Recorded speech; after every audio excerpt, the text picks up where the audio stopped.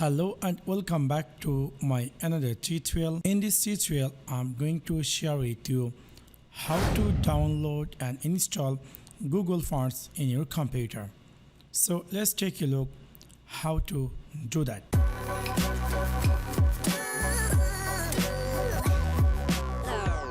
In order to do that, I'm going to open my any web browser and then I'm going to go on Google and I'm going to type here Google Fonts. And you'll see there will be fonts.google.com will appear. Just simply click over that and you'll see the fonts.google.com. There will be thousands fonts appear which is developed by different developer around the world for you, for me, for everyone. For example, if you want to download any font, you can do. For example, I want to download this font. So what you need to do, just click over on it and then you will see there will be a clap here. Simply click here download family. So when you click download family, it's going to be automatically download in your computer, and down you will see there will be a zip file which is already downloaded in your PC. Just simply click on here and you can click here show in folder, and then you can exit the file. Click here, right click over it and then click here extract file, and you will see there will be a pop-up here. Simply click here OK, and after that you will see there will be a file appear. You can see this is true type font file which is for you need to install. So you're going to right click over on it and then you can click here install for all user.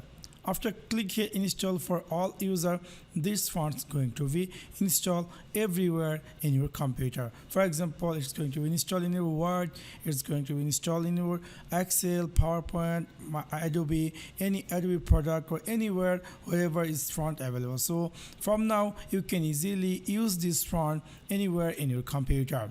So if you want to download any more font, you can easily go just go on back. For example, I want to download this one. You can easily click that, and again you can click here download family.